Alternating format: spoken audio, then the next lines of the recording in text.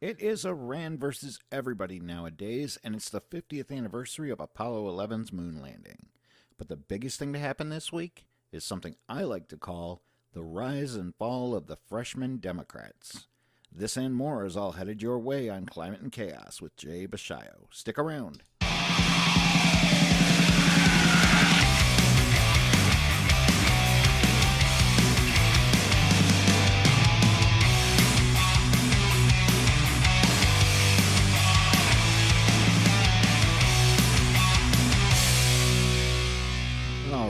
All right. Welcome back. So, let's take a look at what's happened this week ending July 20th. First, though, let me just make mention. I hope I sound quite a bit better. I got some new recording equipment, so hopefully it was worth the investment. I'd have to say the best part about it is, though, I can finally do my podcast with my overhead fan on. And I'm telling you, it gets hot in here, so that's really a good thing. So, anyway, getting back to the news, Iran, of course, is back in the headlines. They decided to seize a British tanker this week as it was going through the Straits of Hormuz, in retaliation, of course, for when the UK seized one of Iran's tankers. President Trump reported that the USS Boxer destroyed an Iranian drone also this week. It was acting aggressively towards the ship, and the order was given to destroy it. And of course, Iran denies it, like they deny everything. They're stating that maybe, possibly, we shot down one of our own. Yeah, I think the likelihood of that happening is probably slim to none. And President Trump has called on other nations of the world to support any U.S. efforts. And in fact, U.S. efforts have been made and are underway. 500 U.S. troops were moved, according to the Pentagon, to Saudi Arabia for the first time since 2003. So something could be in the works there. We'll have to just wait and see. In addition, Jeffrey Epstein was denied bail this week when the judge cited that he was a flight risk and a danger to the community. I'd have to agree with that. You know, I did manage to get a hold of his asset summary from the court. What do you think Jeffrey Epstein is worth? He is worth a whopping $560 million. He lists on his asset summary 6 different properties and about $56 million in cash on hand. We will have to hope for a very lengthy prison sentence for the ever disgusting and sick Jeffrey Epstein. Also, big crackdown on MS-13. This was really a victory for the Trump administration and the DOJ. Jeff Sessions was doing really good work. I'm not a big Jeff Sessions fan, but he was doing really good work with MS-13. And I would probably be willing to go as far as saying that that was maybe his only accomplishment. This week, nearly 24 were arrested in California. And out of the 23, if it surprises you, then you really don't know what's going on. 19 of which were illegal. The sanctuary state of California is protecting these people. They are not working with ICE officials to have them removed from the country or thrown in jail. I really think something must be done about this sanctuary city and state policies in these West Coast states. It's just out of control, I think. They really need to work with law enforcement. Anyway, the indictment entailed that this was the Fulton clique and that they roamed the San Fernando Valley area. The charges are dating back to 2017, and we're just talking a load of horrific murders, some of which they were hacking people up with machetes and other things and using incendiary devices and burning people, just absolutely horrifying. So, again, these are some people that we will hope for lengthy prison sentences and then a one-way ticket back to their own countries. In addition, there was the moon landing anniversary this week, 50th anniversary. That was the 5th manned Apollo mission at the time. Prime crew members were Michael Collins, Edwin Buzz Aldrin, and Neil Armstrong. President Kennedy in 1961 stated his ambitions to go to space and to the moon. Unfortunately, he was never allowed to see it.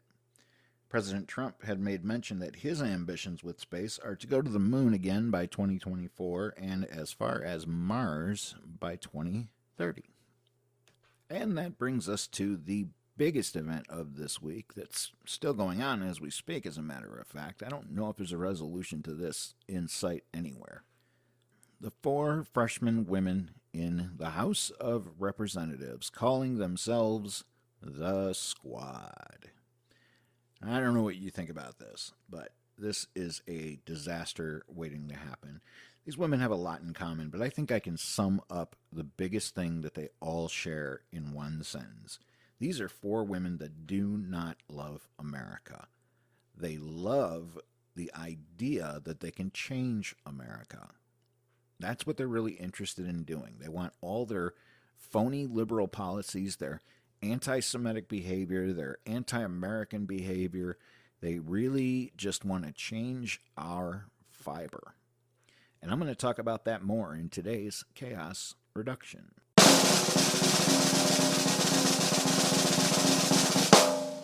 Okay, so ask yourself a question. Are the citizens of the United States required to be patriotic? Do we have an obligation to our country to be proud of what it is? Should we look down on those that criticize our country, especially those in power that could make changes? Have we become a society of every man for himself? Recent events by certain members of Congress have led to probably the biggest divide this country has ever seen. Something has never happened before has descended on our government, and it's a destructive mix of accusations and racial hatred from unseasoned freshman representatives who appear to have gained control of the House of Representatives. Speaker Pelosi appears to be nothing more than a paperweight, a rock, maybe a stumbling block for the 4 freshman representatives, Ilhan Omar, Rashida Tlaib, Alexandria Ocasio-Cortez, and Ayanna Pressley.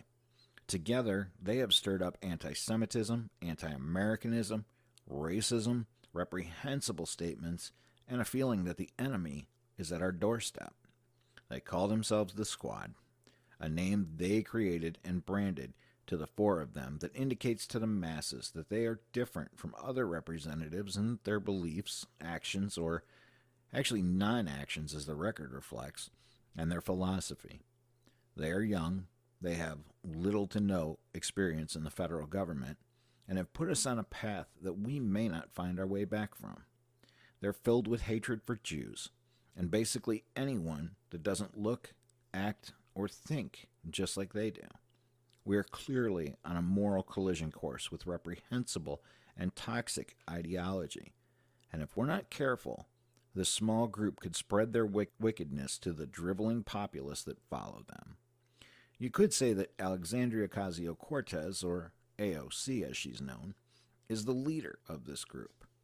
She certainly has the most influence, with almost 5 million followers on Twitter alone. She has an economics degree, but you would never know it.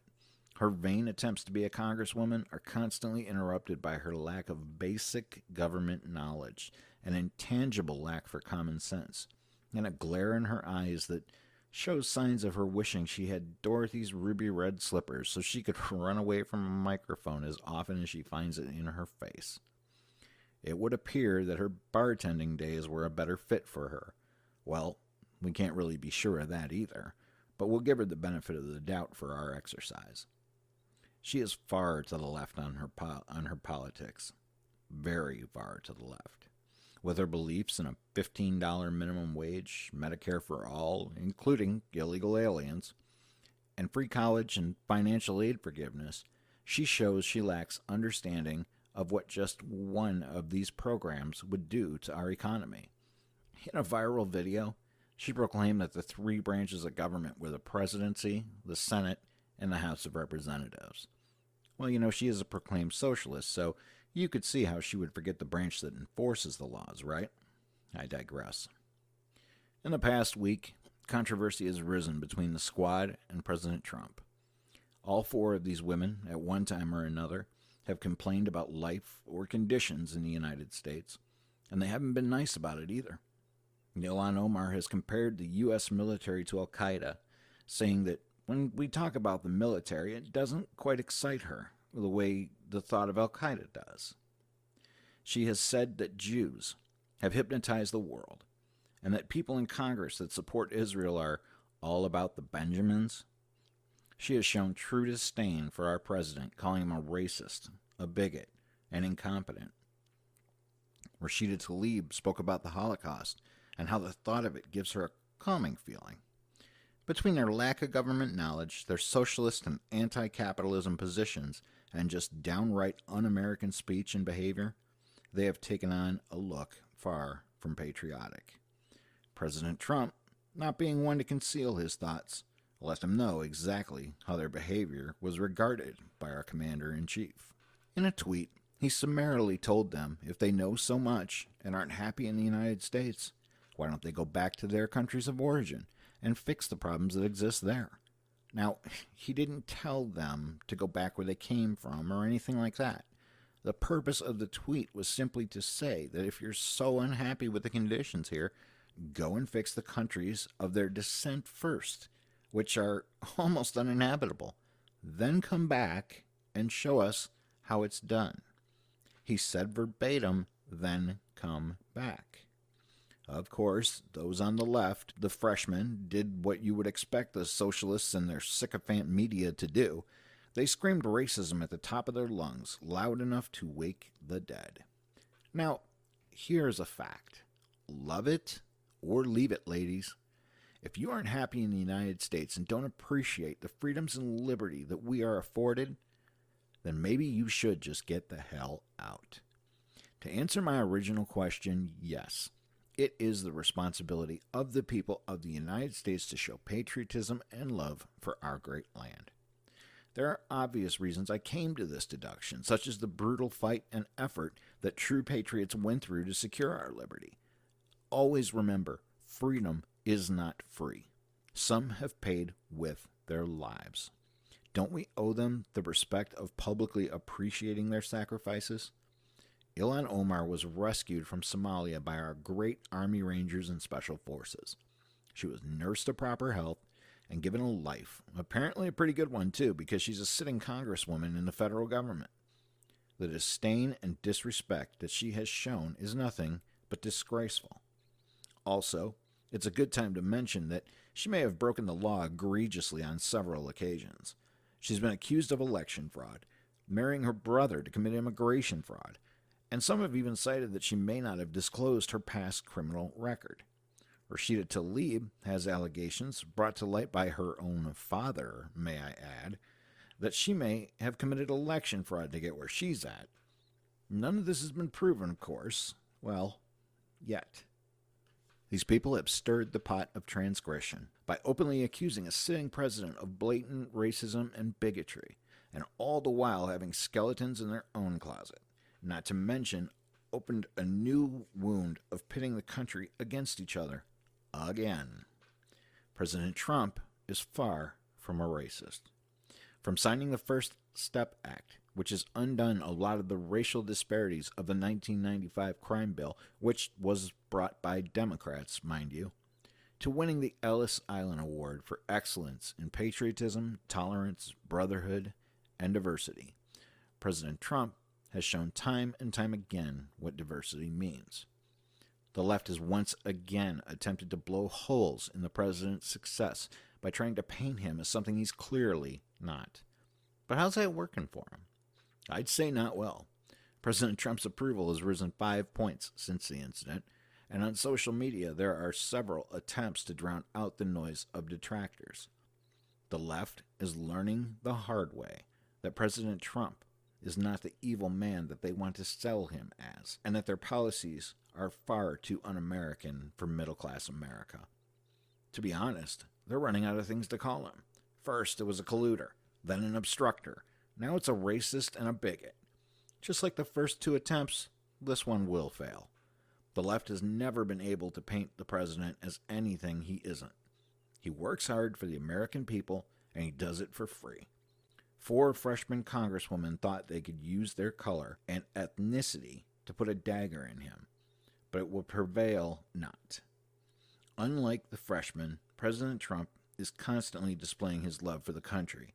You'd have to have blinders on not to realize that President Trump is harsh at times, brutal, even crass, but his heart is always in the right place.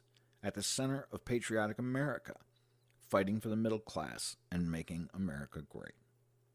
Never has a time come where we've needed to be more concerned with the future of our country. The Democrats are spinning tales of socialism, and even some of communism. Antisemitism is on the rise, and the country is more divided than ever. People like the Squad are a danger to democracy. They aren't stupid. They know what they're doing. This is all part of a plan. The repercussions of their heinous acts and the heavy cost of their congressional lack of duty awareness will cause a continual downward spiral in patriotism and love of country. It must be headed off, and quickly. Speaker Pelosi has to this point been completely ineffective at controlling young members, and she's done nothing to tamp down the growing segregation that they are creating. They have gone on national TV and criticized the speaker and paid her zero regard as the third in line to the presidency. It is crucially important that she puts an end to this division and mayhem, but it doesn't appear she's capable. The country stands to endure its greatest test in these times, and if the Democrats don't accept that their policies are too radical, President Trump will easily walk off with his reelection. Of course, that is what we're hoping for. But if we don't take back the House as well, the Squad will continue to have no discipline and prove at least another 2 years of congressional inaction. We must be vigilant to push back against these baseless attacks against our president, our nation, and our way of life. Anyone that has broken the law must face repercussions. Any anti-American sentiment from our leaders cannot be tolerated. We will not endure any disrespect for those same leaders towards our greatest ally, the Jewish state. And we must continue to do our part as citizens of the greatest country on earth.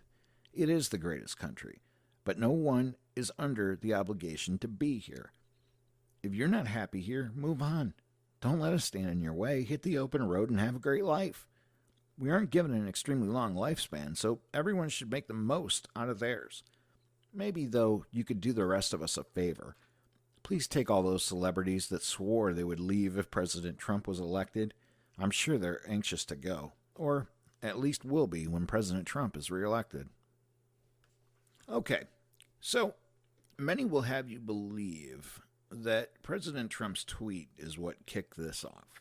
Okay, and it's not. This has been a constant battle with these four and the border.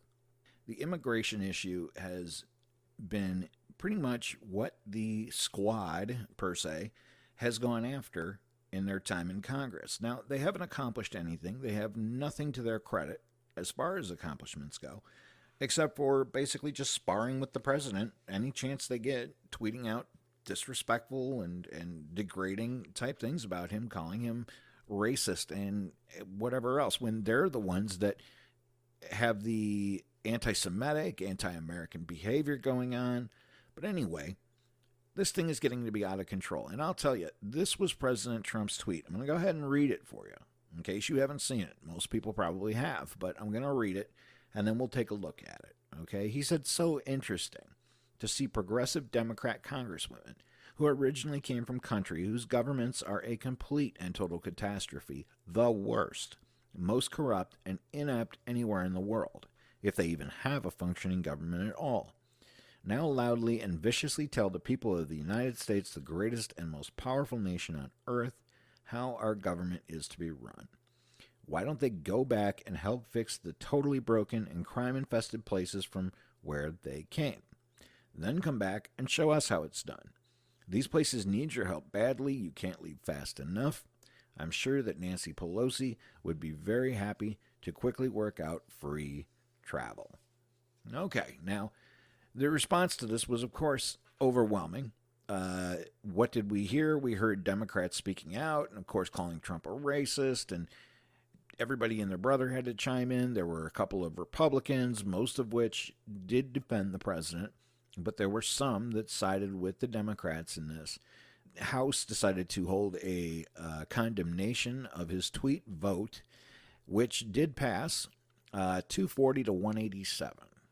Now, quick head math will tell you that there are not 240 Democrats in the House of Representatives. They had the assistance of 4 Republicans. So, be on the lookout for rhinos, people. Republican in name only. They are all over Congress, and they are just as harmful to us as Democrats are. We need to make sure that we're investigating what kind of Republicans we have. We want to, of course, support conservatives. We want to support like-minded ideology, but we don't want to just vote for somebody on the basis that they're a Republican, because you have guys like Justin Amash, who is now an independent, but was probably the worst Republican ever elected. Thank you, Mr. Amash. I'm from the same state with him and Rashida Tlaib, so I have very little political endurance as far as they're concerned. Anyway, Nancy Pelosi actually broke the House rules, too. This was quite a fiasco. She breaks the House rules, okay, for calling President of the United States a racist on the House floor. So what was done about it? Well, before you get to that, she actually was supposed to be waiting in the chamber, too, while they determined what they were going to do. And she left the House chamber, so she's got, there you go, that's strike 2. She's now broken 2 rules of the House. Well, it turned out that at least the Democrats are consistent, because they did absolutely nothing about it whatsoever. So getting back to the squad, they think everybody is racist. The word, unfortunately, the word racism, it has very little meaning anymore. When you throw it around so often, so much, at so many different people, it has 0 to no meaning.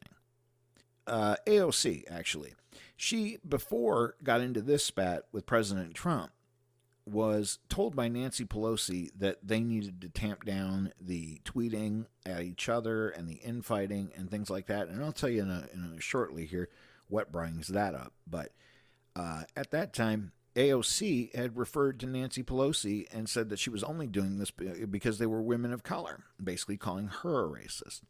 Now, when they asked President Trump about that, he said that he absolutely did not believe that Nancy Pelosi was a racist. He completely stood up for her. And then you get Nancy Pelosi on the floor of the House calling him a racist. She completely backstabs him. That's unbelievable in my opinion. And this is the same woman who said that MAGA was always about making America white again. What kind of double standards are we dealing with here? She can say something like that and that's not racist? Unbelievable. So I want to talk about one other pretty big thing that all these women have in common. They're all part of Justice Democrats. Now, Justice Democrats is a organization that was founded in January of 2017, right after President Trump was inaugurated. The people that put this together were Cenk Uygur, Kyle Kulinski, Zach Exley, and Saikat Chakrabarty. Now, Saikat Chakrabarty, you may or may not know, he has gone on to become AOC's chief of staff. These people have the furthest to the left ideology that you're going to find. They support everything from the Green New Deal, securing a living wage and tying it to inflation, they say. That's what their website says. But then when you click on it, there's absolutely no explanation as to how they're going to do that. Now, what, of course, they're talking about is a $15 minimum wage, which we know is unsustainable in any case whatsoever. It will bring on automation. It will cause layoffs. It will cause businesses to close. A $15 minimum wage, more than doubling what the minimum wage is currently, is in no way sustainable. They want to guarantee everybody federal jobs. Yeah, right, sure. Medicare for all. Well, sure, no problem. That's just going to cost $34 trillion over 10 years. That's pretty easy, I'm sure. And, of course, free public colleges. And they also state that they want to protect women's rights. But I'll show you how low-key they try to be about these issues. What do they mean when they're talking about protecting women's rights? Well, of course, they're talking about abortion. You know, they're perfectly okay with abortion at any point in a pregnancy, up to and including the third trimester, or even at birth. So that's one of their policies. And of course, they have the aged old want to enact common sense gun rights. Okay, well, we all know what that means. They're talking about banning guns. And of course, they want anybody to vote, including 16-year-olds. So that's Justice Democrats. And they have put every one of these four women up. Now, they have other candidates that they're putting up in 2020. And it's kind of a limited selection right now. If you take a look at their website, you'll see who they are. But they back these same over-the-top, progressive, left-wing, break the spectrum so far to the left type ideologies. So these are definitely the kind of candidates that cannot win in 2020. Now, as far as the squad goes, let's talk about this squad here for a second. What is a squad? A squad is basically, what is it doing to Congress? What does it say to people? It says that they have like-minded ideologies and they're different from everybody else. Now, I didn't know that anywhere other than the military, a squad was supposed to exist. Now, this is kind of like the forming of a clique in high school, I would say. You know, to me, this is on a completely immature level that they're going to form this squad in the first place. Now, there are caucuses in Congress, and they all have similar principled ideology as far as beliefs related to the party that they represent. Now, that's completely different from just four women saying, hey, we're the squad. You can't hang with us. You're not cool enough to hang with the squad. So let's break down this squad and see what's entailed here. Okay, you got AOC, Alexandria Ocasio-Cortez. You could pretty much call her the leader of this. Yeah, I know. It's hard to believe AOC would be the leader of anything. Not only is she unintelligent, but her beliefs are extremely socialist.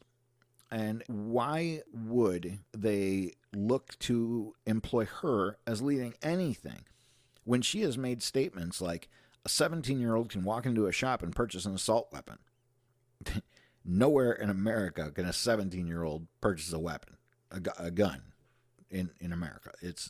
The law is obviously 21 for handguns and 18 for long rifles, and that's in certain states.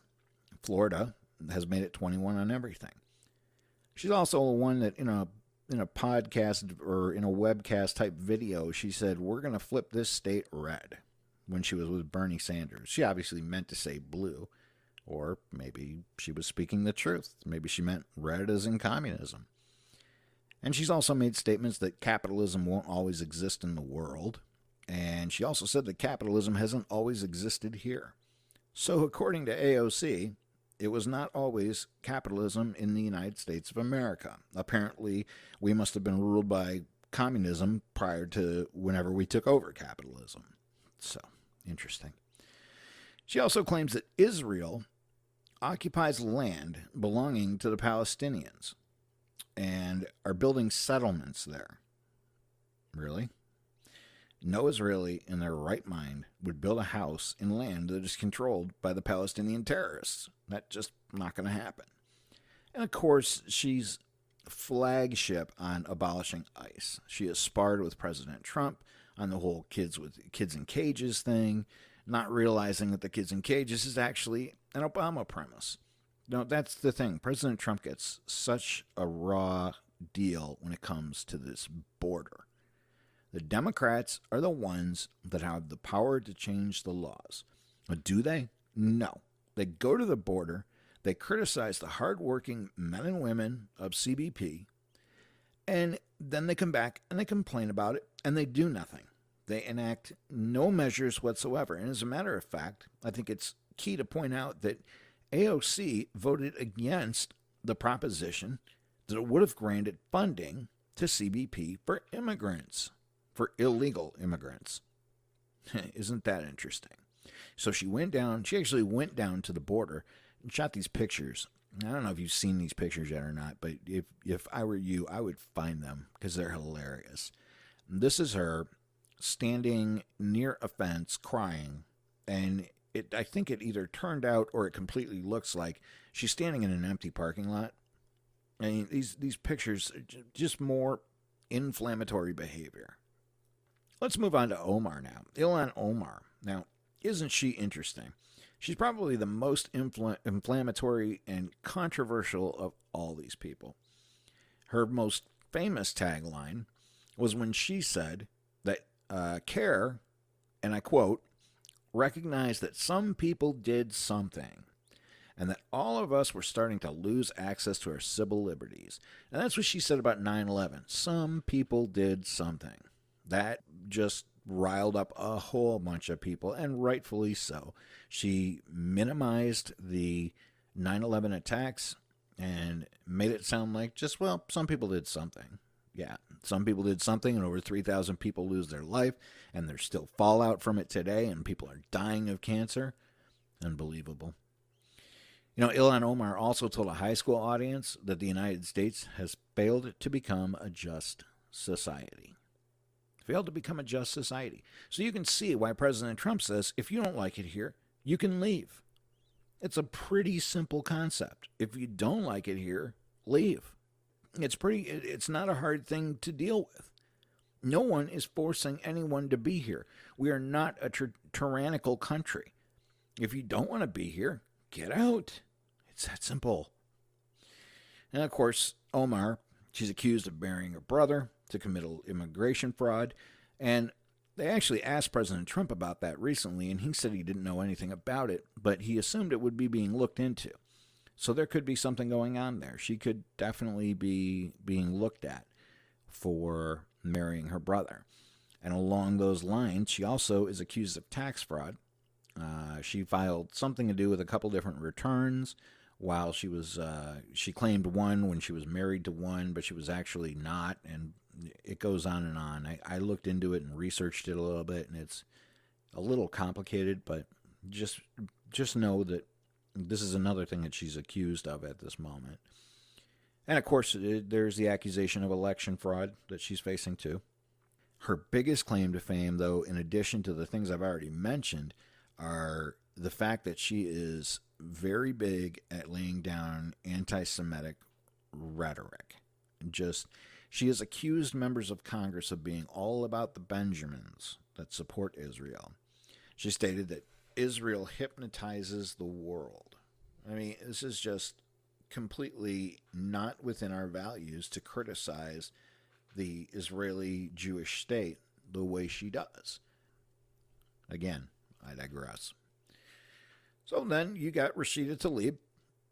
She is responsible for the famous impeach the MFer that she said. Again, now we're going to accuse President Trump of being a racist and a bigot, and that's how a sitting member of Congress is going to talk about the President of the United States. Where is the decorum? I mean, why is there no decorum anymore? I remember when I was born in 1976. The first administration I can actually remember was President Reagan's. I remember part of President Reagan's administration. And I remember that President Reagan had his spars with the press, okay, and he had his issues with Democrats and things like that. But there was nothing like there is now. What would have happened if, say, any Republican would have said, impeach the MFer about President Obama? How would that have gone over? I don't think that would have been well for anybody. See, we don't resort to those tactics. Conservatives don't go there. We don't have to talk about people that way. We don't need to make our point by saying, impeach the MFer. She also said that there is a calming feeling when she thinks about the Holocaust. And just to pick her statement apart a little bit, she goes on to talk about the Palestinians and how the Palestinians were aiding the Jews in World War II. Here's an ad hoc of her statement. All of it was in the name of trying to create a safe haven for Jews post the Holocaust, post the tragedy and the horrific persecution of Jews across the world at that time. And I love the fact that it was my ancestors that provided that in many ways. Okay, let me do a little debunking here. All right. The Palestinian leaders aligned themselves with the Nazis during the Holocaust. before Israel was even reestablished in 1948. And by that time, Jews had already been returning to Israel from the Middle East nations because they were being treated as second-class citizens. And at the time, Jerusalem's Grand Mufti, Muhammad Ahmed al-Husayni, was opposed to further immigration of Jews to Palestine and Jewish national aspirations in Palestine. Palestine collaborated with the German and Italian governments in several ways, but one of them was by broadcasting pro-Axis, anti-British, and anti-Jewish propaganda. Also, Palestinian leaders did not want a sovereign Jewish presence in the Middle East whatsoever. And when Israel declared its independence in 1948, it offered equal rights to Jews and Arabs. Now, that's very nice and all, except for the fact Palestinians rejected this and launched an unsuccessful war against the Jewish state. How does any of what I just said amount to creating a safe haven for Jews? I don't know if this woman is just trying to change people's perspective on history. That's what I'm getting to here. Revisionist history. It's unacceptable and completely a farce, to say the least. And the only one left that leaves of this squad is Ayanna Pressley. Her stance on immigration is what brings her to this party. In June of 2018, she called for the defunding of ICE and says that the law enforcement agency posed an existential threat to immigrant communities. ICE doesn't go after immigrant communities, not legal ones. They are supposed to be finding and deporting the ones that have deportation orders, the ones that have seen judges, among other things. They also get involved with MS-13 and things like that. They play a very key law enforcement role in our country. But it seems that it's a Democrat myth that we are better off without immigration's customs enforcement. Unbelievable. She also, getting back to Ayanna Pressley, on March 5th of this year, she proposed lowering the voting age from 18 to 16 in an amendment she introduced in Congress. Didn't go anywhere. Of course not. Presley was one of 4 House Democrats to introduce the Be Heard Act. Now, that was legislation to abolish a tip minimum wage. Wanted to do away with the minimum wage that's paid along with tips received by tipped workers. Anyway, she had a pretty good racially charged statement this week also. She said that the party doesn't need any more black faces that don't want to be a black voice. She said, "This is the time to shake that table. We don't need any more brown faces that don't want to be a brown voice. We don't need any more black faces that don't want to be a black voice." Wow. Now that's interesting, isn't it? What is a black voice in relation to a black face? How is a black person supposed to act necessarily that is in line with the way Ayanna Pressley says they're supposed to act? And I'll tell you where this is coming from, too. This is coming from the fact that, going back to Justice Democrats for a minute, Justice Democrats is working on primarying some of the black candidates that they want to replace with younger, more leftist policy candidates. So they are actually going after primarying some of these candidates from the Congressional Black Caucus. Now, the Congressional Black Caucus reacted to this, and of course, they screamed that Justice Democrats was going after him for, what's the magic word? Racism. They called it racist that they were going after the CBC to replace their candidates in primaries. I think there's about 8 right now, 8 places in the United States where there are challenging Democrats going against these incumbents to eliminate them through the primaries with more left-leaning Justice Democrat-sponsored type people. So, as far as this whole thing goes, I just want to, it feels like I beat on a dead horse when I talk about this, but I feel it's important to talk about the media's reaction and where they are in this whole thing. And I found a really interesting reaction that really just rubbed me the wrong way. So I felt that I have to share this with you. There was an article from the AP, okay, and it was titled, "Many People Agree with Me. Trump Digs In on Racist Tweets." Now you can imagine that the media are all calling him racist and everything that they normally do, with the 94 or 92, whatever it was, percent that they talk about President Trump and his administration negatively. Although this one took it to a new height. There is a comment, all right, about halfway through the article, and it states, "It was yet another sign that Trump, who won the presidency in 2016 in part by energizing disaffected voters with incendiary racial rhetoric, has no intent of backing away from that strategy in 2020. Wow, really? So President Trump won the presidency by energizing Jim Bob Cooter and Reggie Wayne Smith out back of the barn with incendiary racial rhetoric. They're painting us, all of us Trump supporters, all the deplorables, are being painted as racists, and that the only way that President Trump got us to vote for him was by being a racist, basically is what they're saying. Unbelievable.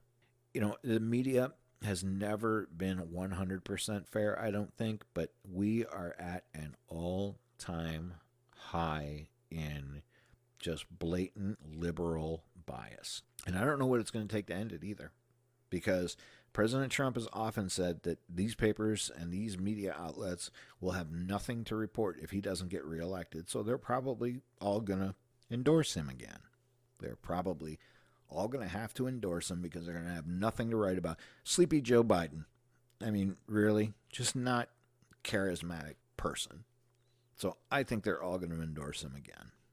So let me sum up this podcast by saying this. I think the behavior that this squad has taken on is detrimental and destructive to our democracy. And I don't say that lightly. I say that with the sense that I feel their racial and anti-Semitic rhetoric is not the look that we should have as Americans. And not only should we not have it, it's not who we are.